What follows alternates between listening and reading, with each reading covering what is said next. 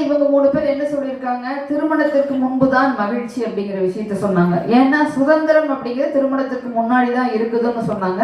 இவரோட பேரண்ட்ஸோட பெத்தவங்களோட நாங்கள் இருந்தோம், அப்புறம் குழந்தைங்க, அப்புறம் மற்றவங்க உற்றவர்களோடு இருந்தோம், உறவுகளோடு இருந்தோம், நாங்கள்லாம் ரொம்ப சந்தோஷமா இருந்தோம் அப்படின்னு சொன்னாங்க. அதை நம்ம மறுக்க முடியாது இல்லைங்களா? சின்ன வயசுல நம்ம இருந்த சந்தோஷம் அப்படிங்கிறது அது தனியான சந்தோஷம் தான். சுதந்திரம் நமக்கு இருந்தது, எங்க வேணாலும் போகலாம், எப்போ வேணாலும் தூங்கலாம், என்ன வேணாலும் செய்யலாம் அப்படிங்கிற சுதந்திரம் இருந்தது. அது ஒரு வகைக்கு சந்தோஷம் தான், அதை நம்ம இல்லைன்னு சொல்ல முடியாது. ஆனா நீங்க யோசிச்சு பாருங்க, யாராவது ஒரு 20 வயசு வரும் பொழுது இந்த சந்தோஷம் போதும்னுங்கிற எண்ணம் நம்ம மனசுக்குள்ள யாருக்காவது வருதா? நம்ம என்ன நினைக்கிறோம்? நமக்கு கல்யாணமாக ஒரு வீட்டுக்காரர் வருவார்னு பெண்களா இருந்தா அதை நினைச்சு நினைச்சு சந்தோஷப்படுவோம். ஆண்களா இருந்தா நமக்குன்னு ஒரு பொண்ணு வருவான்னு நினைச்சு நினைச்சு சந்தோஷப்படுறோமா இல்லையா? அப்ப அங்கேயும் ஒரு கேப் நமக்கு விடுக்குதுன்னு தானே அர்த்தம். நம்மளுடைய மனசு பரிபூர்ண சந்தோஷம் இதுவே போதுங்கிற எண்ணம் நம்ம மனசுல இருந்துச்சுன்னு சொல்லி சொன்னா அடுத்து நம்ம இதை பத்தி யோசிக்காம தான் நம்ம இருக்கணும்.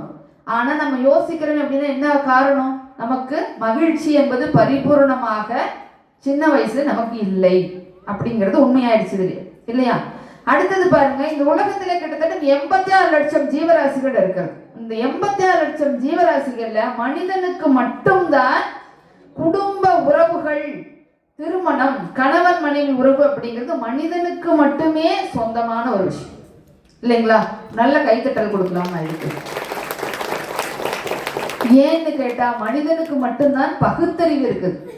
இத்தனை ஜீவராசிகள்ல மனிதனுக்கு மட்டும்தான் பகுத்தறிவு இருக்குது. எது சரி எது தப்பு, நாம எப்படி உறவுகளோடு இருக்கணும், எப்படி கூடி வாழ வேண்டும், நமக்கு நாளைக்கு என்ன தேவை, நம்மளுடைய சந்ததிகளை நாம் விட்டு செல்ல வேண்டும்ங்கிற எண்ணம் மனிதனுக்கு மட்டும்தான் இருக்குது. அவனுக்கு பகுத்தறிவு இருக்குதுங்கிற காரணத்தினால இதையெல்லாம் அவன் யோசிக்கிறான்.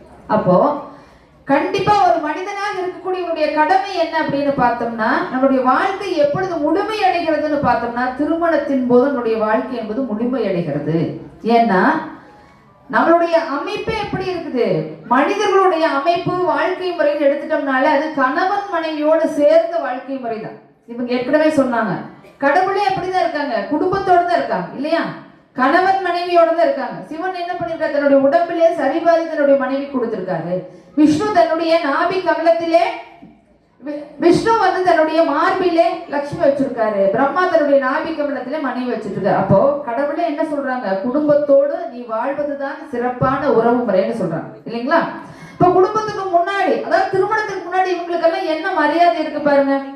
பசங்களா இருந்தா என்ன மரியாதை கிடைக்கும்? வெட்டி முண்டம், வீணா போன தண்டம், உதவாக்கரைங்கிற பேரு பசங்களுக்கு. பொண்ணுகளுக்கு என்னென்ன, பொண்ணுகளுக்கு என்ன பேரு? அதாவது முதிர்கண்ணிங்கிற பேரு, கல்யாணம் ஆகாதவ, இன்னும் சும்மா தெரிஞ்சிட்டு இருக்கிறவ, இந்த மாதிரி ஏதோ பேர் சொல்றாங்க இல்லைங்களா? திருமணம் ஆனதுக்கு அப்புறம் தான் சமுதாயத்திலே நமக்கென்று ஒரு அங்கீகாரம் கிடைக்கிறது இல்லைங்களா? இல்லைன்னு நம்ம சொல்ல முடியுமா? சொல்லுங்க. ஒரு கல்யாண வீட்டுக்கு ஒரு பத்திரிகை வைக்க வந்தா கூட குடும்பத்தோடு கணவன் மனைவியா இருந்தாங்கன்னு சொல்லி சொன்னாதான் அவங்களுக்கு ஒரு திருமண அழைப்பு வைப்பாங்க இல்லையாமா? இதே பாருங்க, ஒரு ரேஷன் கார்டு புதுசா நமக்கு வேணும், கணவன் மனைவி குடும்பம் உருவாச்சுன்னு சொல்லி சொன்னா ரேஷன் கார்டே முழுச வைக்கிறாங்க இல்லையா? இப்ப